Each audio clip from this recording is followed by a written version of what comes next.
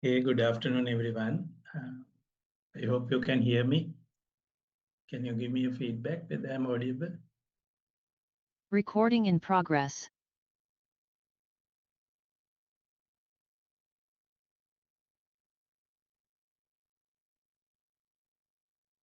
Okay, thanks for the feedback. We will start now. We just started conversion of the analog signals to the discrete domain, that theory last time, under which we have discussed the spectra of impulse and also the impulse train.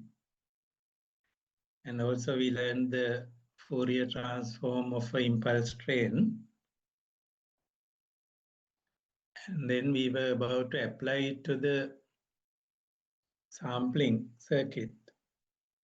That's where we stopped last time. So today our plan is to discuss ideal sampling like that. First ideal sampling, ideal situation, and then the practical issues we come across. After that, we will discuss pulse sampling, where the pulses will be of finite pulse width, and we will see what to do with that kind of pulses, which are the practical ones. And we will prove the sampling theorem also. And we will also see how to reconstruct the original waveform based on these samples. And to avoid any kind of errors in reconstruction, we will see how to take precautions in our circuits. And towards the latter part of today's discussion, we will move on to a topic called quantizing, where we use a kind of approximation in order to approximate the pulses amplitudes to nearest quantum levels or quantization levels. So basically that is our plan today. And like other days, you can always disturb me in the middle and ask questions.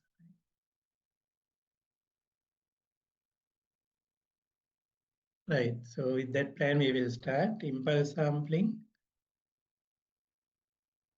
Our idea was that if an analog waveform is given, this could be audio signal, video signal, or anything, even a signal from a sensor, analog sensor.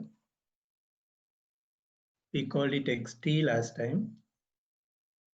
And when we sample it at sampling intervals of TS, TS is the sampling time.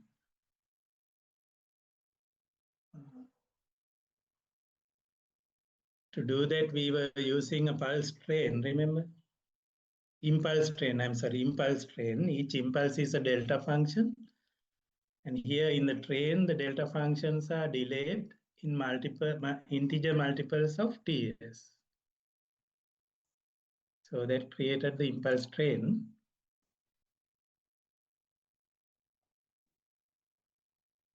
When we multiplied the two, we got sampled analog signal. This is called impulse sampled analog signal. Let us call it XST. And that had only the sample amplitudes now. Spaced by interval TS, you can notice here. Then we were interested in seeing the spectra of each of these waveforms.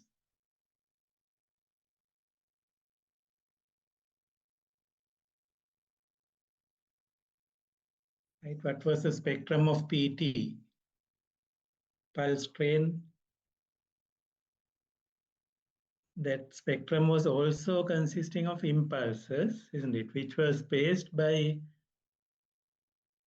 Fs. Fs is the sampling frequency. Right? So in time domain, the sample signal we wrote like this. These are the sample amplitudes. These are the impulses.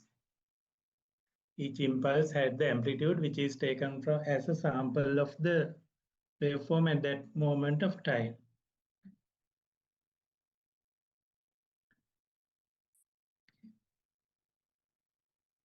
Then considering the spectra, we learned that because our time domain sample signal is multiplication of xt with the pulse train, multiplication in the time domain becomes convolution in the frequency domain.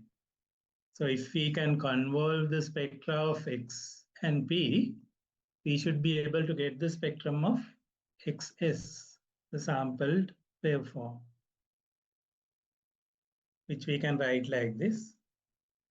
Get the convolution of spectra of our given signal x and pulse train p.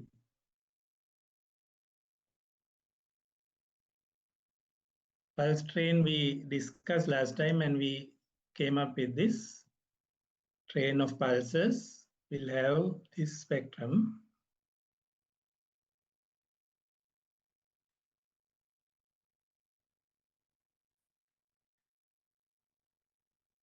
There again we have impulses at regular spacing of integer multiples of fs sampling frequency. So if our xf is, let us say xf is something like this, then when you take the convolution, what will happen? Spectrum of impulse train was like this. There were impulses in the frequency axis at fs spacing, 2fs likewise. Now, when you convolve that kind of a signal with this one, what will be the result? You will be scanning across the frequency axis with this triangle so that the triangle will reappear at every fs like this.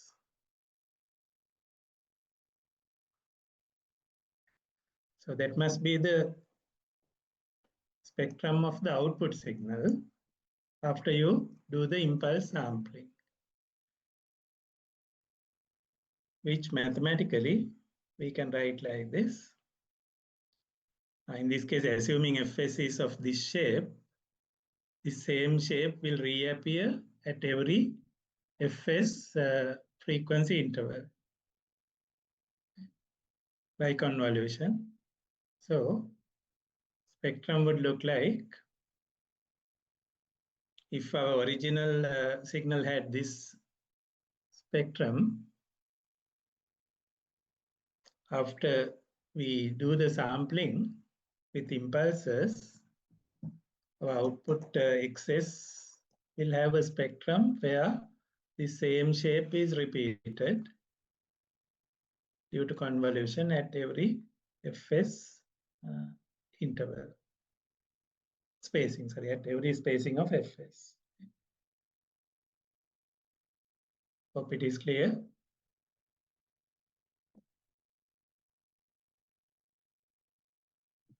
If not clear, let me know, right? I will explain again.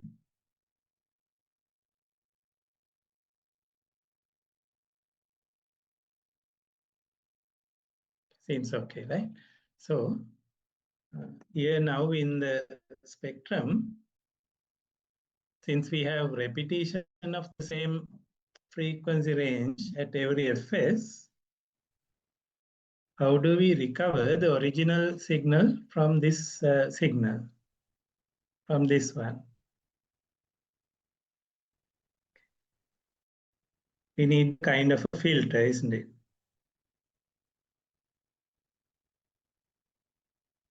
We may need a filter which will take only this portion and get rid of these portions.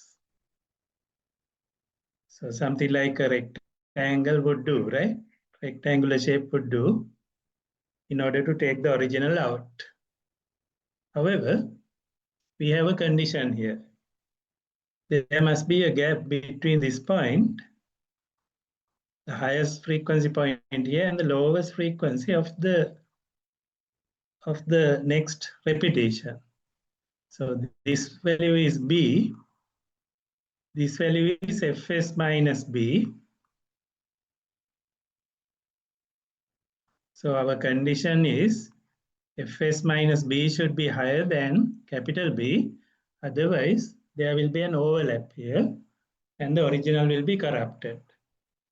So that is the condition we use to derive the sampling theorem, which says if we are to recover the original spectrum, which is the blue part here, we must have a gap between these 2 points, which means our Fs minus B must be higher than B.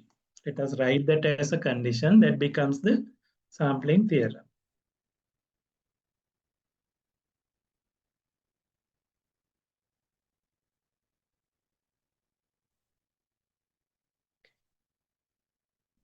This is what happens when Fs is very high, way high. There is a big gap here, big gap between the two.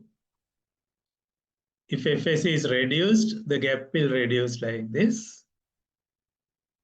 And if Fs is too low, there will be an overlap here, which is called the aliasing problem or aliasing error. This is very low Fs where the aliasing is heavy overlap, which will corrupt the original. So even if you use a rectangular shape filter, you only get a corrupted output. Especially the high frequency content of your signal will be corrupted from the tail of the next upper side band, tail of the next lower side band, right?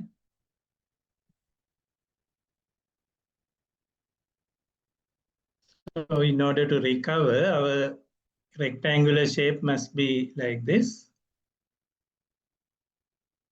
Okay. And we'll write it mathematically as a rectangular pulse with 2b width here, at least 2b, right? 2b is the minimum. And we need TS here. I'll explain why, because our spectrum had Fs there, remember? Let me go back there. We had Fs here as an amplitude. To cancel that, we need 1 over Fs to come in the rectangular shape, which is the TS. So for that, I'll be putting a TS here. That's why this TS is there. This one is there. Right now, if we multiply this whole spectrum with HF, HF is the spectra of the rectangle, passband of the rectangle, we get the output. The original signal will be reproduced. However, remember our condition that this B must be less than or equal to this lowest value Fs minus B, otherwise aliasing will happen. So this, when you rearrange, says 2B should be less than or equal to Fs, which means our Fs sampling frequency should be greater than or equal to 2 times the bandwidth of our information signal. So that sets a minimum for the sampling frequency if you want the original to be recovered. That is what you learned, I think, as sampling theorem. Right? Another way to write the same thing is 2b TS should be less than 1, less than or equal to 1. So let's consider this as a theorem where it says samples should be taken at a rate higher than twice the bandwidth of the modulating signal or information signal. If the sampling rate is the minimum value, which is 2b now, That value is called the Nyquist sampling rate because this theorem is known as the Nyquist sampling theorem. The Nyquist sampling rate, which is the minimum, and that should be twice the maximum frequency component present in the signal xt. So two different ways of writing the theorem is there on the screen here. Hope the theorem is clear now. If you undersample, that means if you sample at a rate below this Nyquist limit, you can't reconstruct the original signal properly. This is an example of undersampling where you have taken one sample per cycle kind of thing. Right? And if you sample at the bare minimum requirement, which is twice the bandwidth, which means you will be taking one sample at every T/2. So basically you are sampling the peaks. So you are able to just recreate the original. How the recreation or reconstruction is done, we will discuss in a moment. It is not like this drawing lines like this. I will explain in detail later. But this is the bare minimum requirement. If you sample at a more higher rate than this, of course, the recreation will be easy. So let's look at how to reconstruct the original from the given set of samples. These are the set of impulses that represent the original signal xt, which we called xs. And we now know its time domain equation and its frequency domain also. Same signal in time domain xst, same signal represented in frequency domain like this.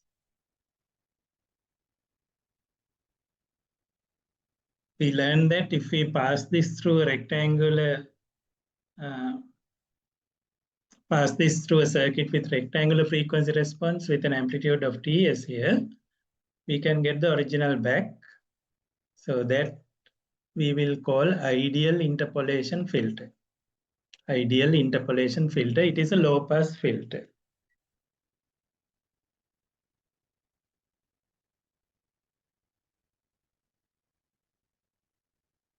Low pass filter with a bandwidth of B. Right? That low pass filter, because frequency domain is known now, frequency domain is rectangular function, and its time domain must be then sinc function, right? From the Fourier table, rectangle becomes sinc.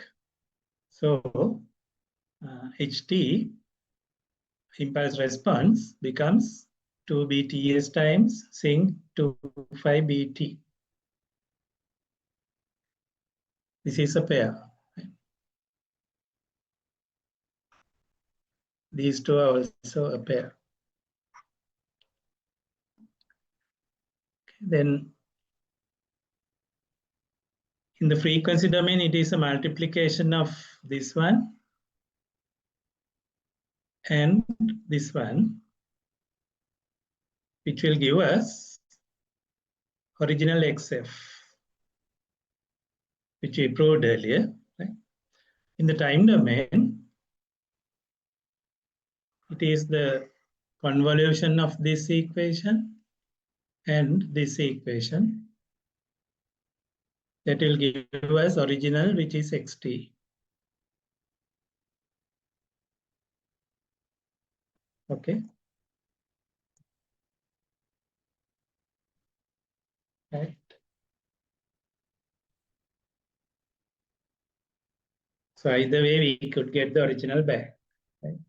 We can do the reconstruction in time domain or in the frequency domain. Okay. Let's see how the interpolation happens. Interpolation means between two samples, the middle values. Two sample amplitudes are correct, we know, but the middle values we need to reconstruct. And that we to understand that in time domain, we will do the convolution between these and see, right? How original xt could be obtained. Right? And we are going to use this now in time domain to show the interpolation between two pulses in time domain.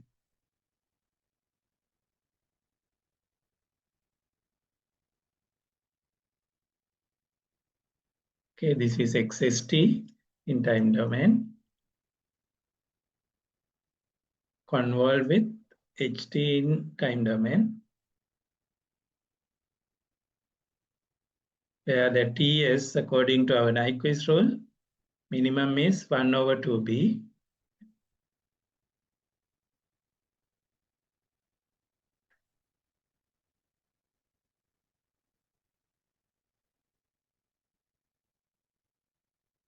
Okay, let's simplify like this by, because the function is present at only these impulses, we can take the signal value at those times, right? 2bts, we will equate to 1 to simplify it. And that will simplify to amplitudes of the original signal x at intervals of ts multiplied by sinc shape given by this component of the equation. So how do we interpret this in time domain? Now, we already have signals at known sample points like this with a time gap of ts between them. So we know that these amplitudes are correct. But what about the middle? Is the middle going like this, or is it straight, or is it going like that? We don't know. So the reconstruction happens through this convolution. We have to convolve. We have to convolve a lot of sinc functions. This is, say, for the kth value, it will be one sinc function with a given amplitude. When k changes, another sinc function with a different amplitude. Likewise, these sinc function values we have to add in order to find mid values here. Consider a time like this. It comes by the addition of large number of sinc shapes.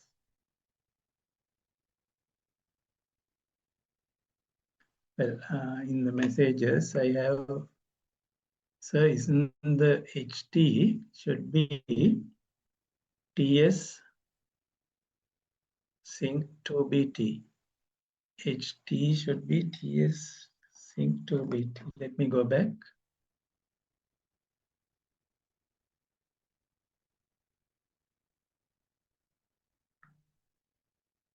You mean this one, right?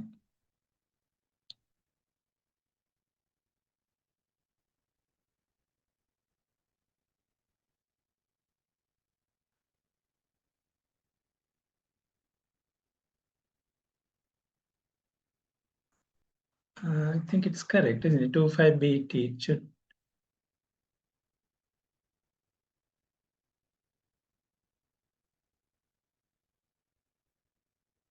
Yeah, the TS comes from this. 2B sync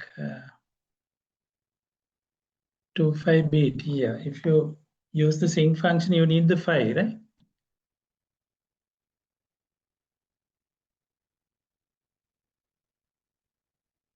It should be okay, right?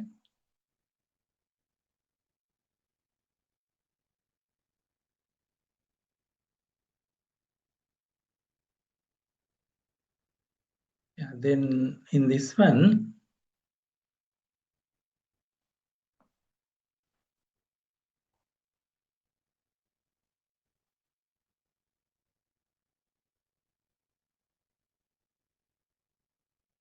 Okay, in this one now, each of these sinc functions we are going to add in order to find the middle values. Let me show you how it happens.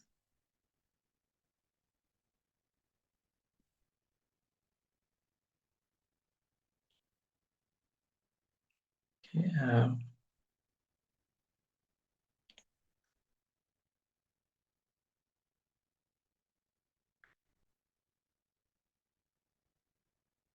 this is impulse response of like that filter multiplied by xkts. That is the filter output for the kth sample, right? And each we already know it's sinc shape. Okay. So if you take a midpoint like this,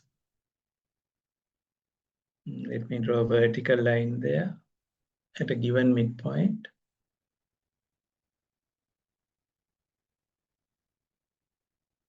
Say for a given time, say t naught like this, you will have now all the sinc functions I have drawn here. This is one sinc function, which is having this much of amplitude. This is another sinc function, which has the second amplitude like this. Okay. And this is the third one's amplitude. It is negative, of course. So likewise, large number of sinc pulses contributing to this time t naught. When you add all of these dots vertically, your resultant will be this value,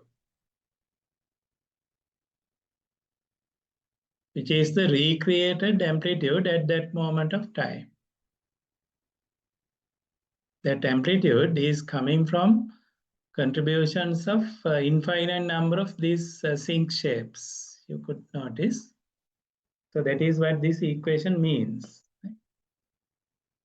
So all values of xt between samples values are the interpolated ones.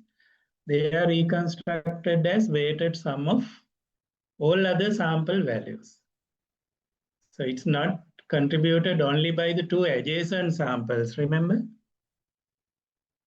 Normal interpolation is that if you have two values, the two values will contribute to the interpolated one. But here, interpolated value is contributed from all samples because each one of them create a sinc shape and a certain amplitude, and infinite number of such amplitudes are added to reconstruct the original shape. That's why we will be able to reconstruct the original perfectly. So there is no loss at all here. Theoretically, you are reconstructing the exact original shape. Therefore, this is lossless method. Signal is not truncated though. No loss has been created by this procedure. But there are practical issues now. Theoretically, though we say there is no loss, an ideal original could be reconstructed. Practically, we have issues. One is this. You can see when sampling at Nyquist rate, your filter must have perfect rectangular shape. Otherwise, you are picking a portion of the adjacent lower sideband. But such a filter is not practically realizable. That is one issue we face. Then we can think of sampling at a rate little higher than the Nyquist rate. Then, of course, there will be a possible filter because you can allow for the roll-off function of the filter. So slightly non-rectangular shape is okay then, right? So that is a practical possibility to sample at a rate little higher than Nyquist rate. The other issue we have is we don't have impulses in the practical world. We have pulses. Impulses are delta t functions, which are not available practically. And we need to use pulses instead of impulses, and we will have to see what happens if we use pulses, right? Practical sampling is done usually pulses of certain rectangular shape. And let us consider what to do in our analysis to accommodate that situation. But before that, before moving on to the pulse shape, let us see the issue of aliasing and some precaution we can take against the aliasing error. Aliasing is having another name you can see on the screen. Spectral folding is what some people call it. Let us look at more closely about spectral folding.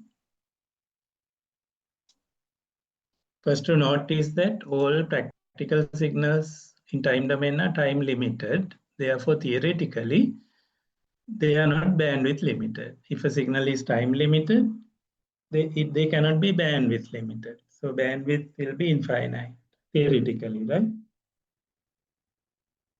Therefore, spectral overlap will be there irrespective of sampling frequency. Spectral tails will be overlapping according to this argument, right? According to this argument, however high your sampling frequency will be, there will be a spectral overlap. Oh, let me show you by a diagram like this.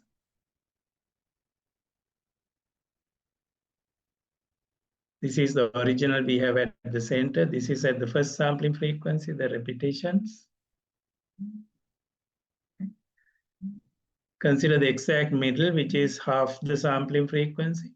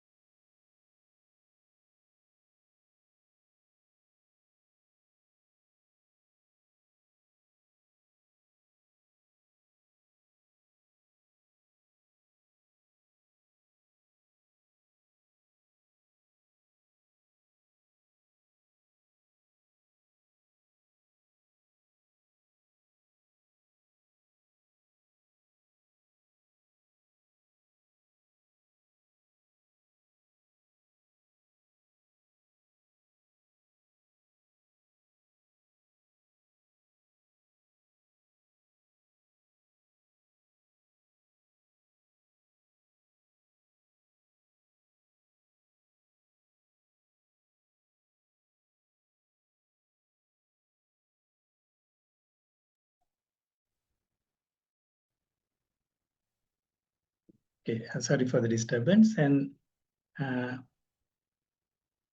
let's come back to this. So we have the original here at the center, which we want to recover. And then its replica at the first sampling frequency here. But since we are using a rectangular shape, we are losing this portion anyway, isn't it? This is called the lost tail. It is called the lost tail because of our rectangular shape filter. But more significant is this part, which is the overlap. This one, Fs by 2, is known as the folding frequency. It looks like this portion, lost tail, has folded off to the other side, so that the summation of these two becomes this shape. The dark one is at the top is the summation, which means that this tail is being added on top of this one. This is the added part. Folded tail adds like this, and the amplitudes of higher frequencies will increase due to the folded tail. That will clearly create a distortion. That is the aliasing distortion. So I think you can understand the aliasing error now. Resulting error is the aliasing error. Part of that is due to the lost tail. Other part is due to the folded tail overlapping with the high frequencies of the information signal. What can we do to stop this?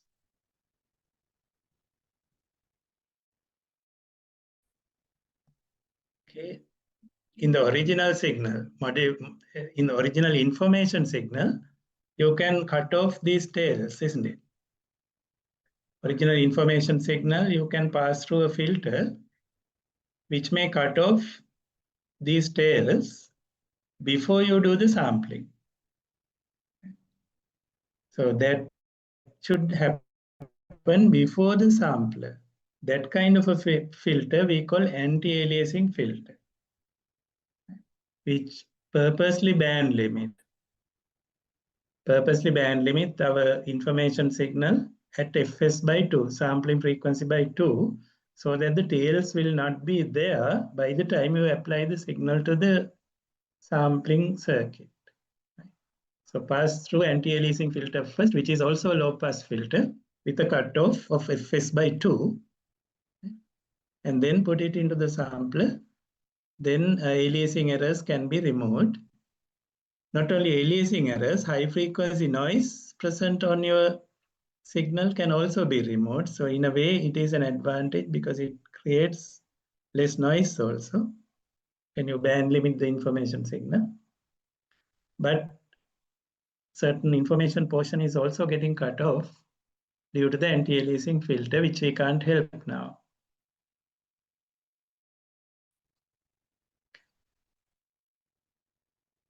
Okay, hope the anti-aliasing filters requirement is clear. Anything to discuss there?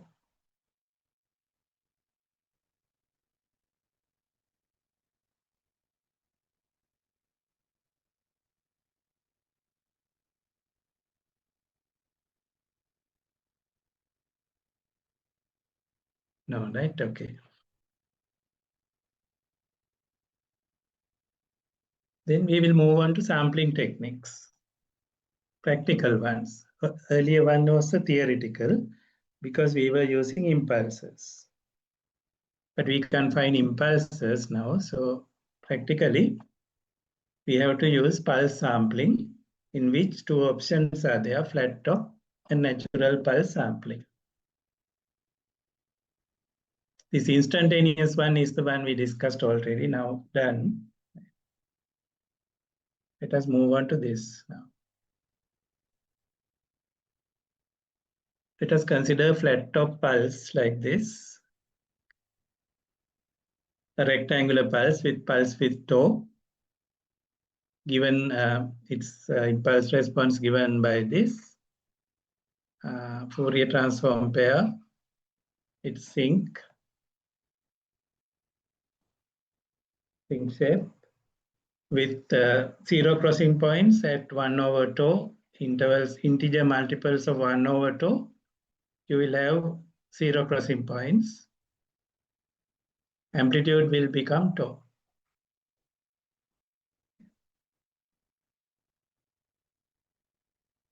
Okay, which you have learned, I think, already. And if we repeat this, if this pulse is repeated and yet at intervals of Ts, what will be the spectrum here? What will be the change on the spectrum? Let us discuss that now.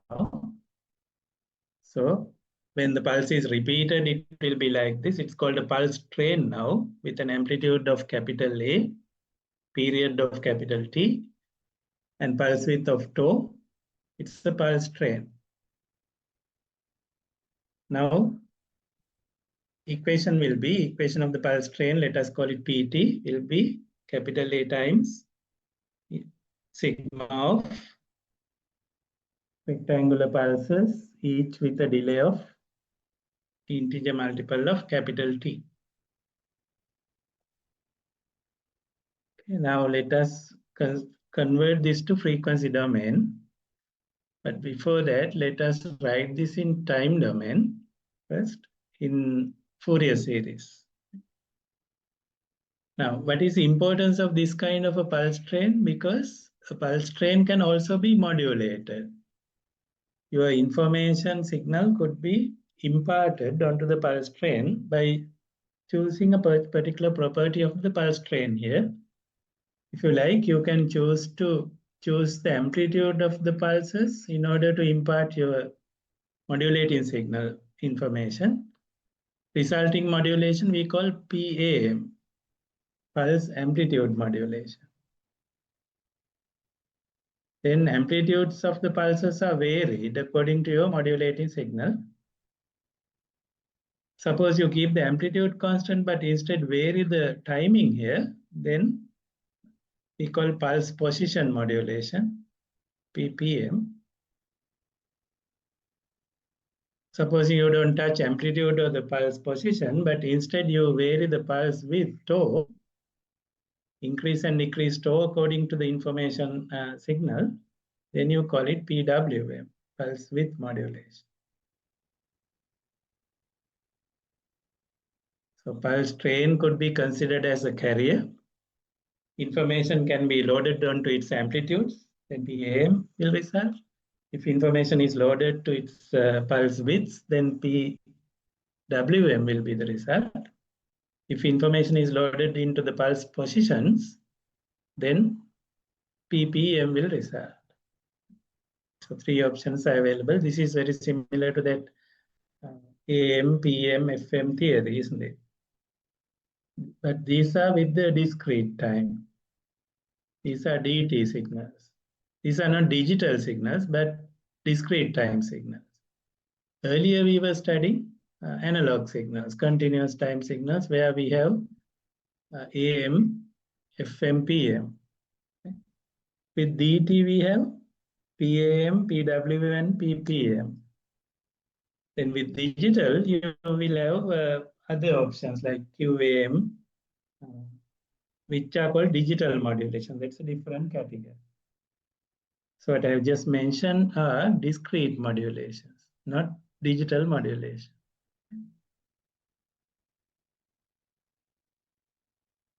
So in the time domain, pulse train we already know like this.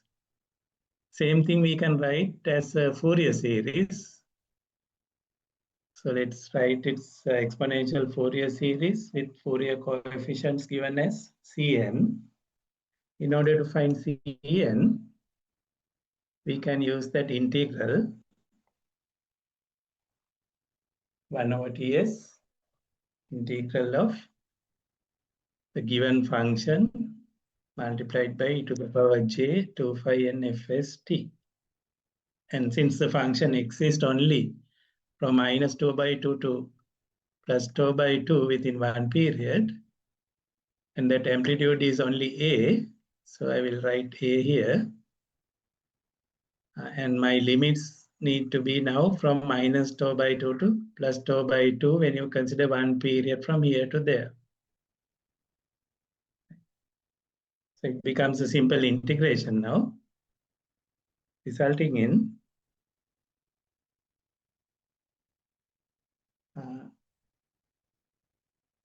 sin phi nfs tau divided by phi nfs.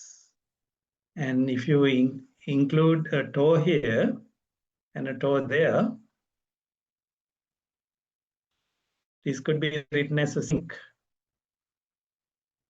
Therefore, same Cn value we could write as AFS tau. One Fs is 1 over Ts, so AFS tau into sinc n phi Fs tau, right?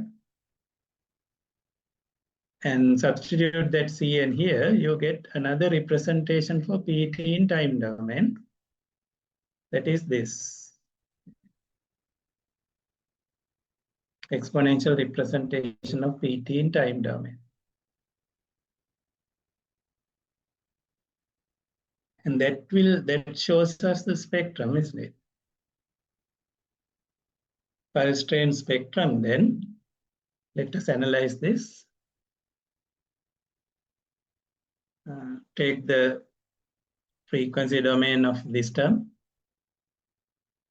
which which will be impulses. So same thing in frequency domain is now that amplitude AFST will be directly there. Sync is also part of the amplitude. And this one is converted to impulses.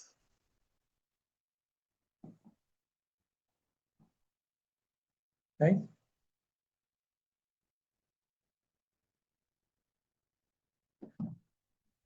Okay, when plotted, it looks like this. Equation we are plotting is this one. Earlier, if we took a simple pulse, single pulse, we only had the sync shape. We did not have these lines, these vertical lines. They were missing earlier. But the moment you repeat the pulse at every TS interval in time domain, you find these vertical lines appear in the spectrum at every Fs interval, isn't it? Fs spacing. And these points will be same as 0 points will be same as earlier. Now amplitude will be AFS into tau. I will mark here AFS into tau. And 0 crossing points will be integer multiples of 1 upon tau. And these vertical spectral lines will occur at every Fs. In between those spectral lines, these portions are missing. These portions are missing. So only the spectral lines are there when you consider the pulse train. If you have single pulse, these vertical spectral lines are not there. So that is the difference between spectra of a single pulse and spectra of a pulse train, right?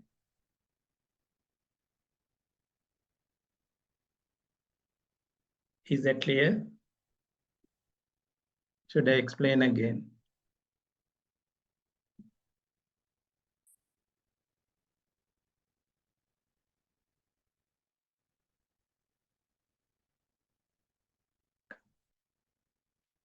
Clear, right? Okay, so I think you are studying these same things in signals and systems also. So there is a lot of overlap between that theory part and this. In this section, we are looking at more applied way, applied situations. Now, why is this important for us? Because with the practical pulses, having a certain pulse with tau, now we know frequency spectrum will be like this. So the earlier theory we can now apply again, repeat again.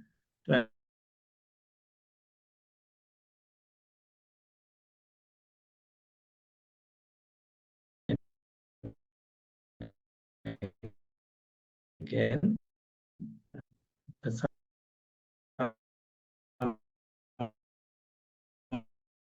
summary will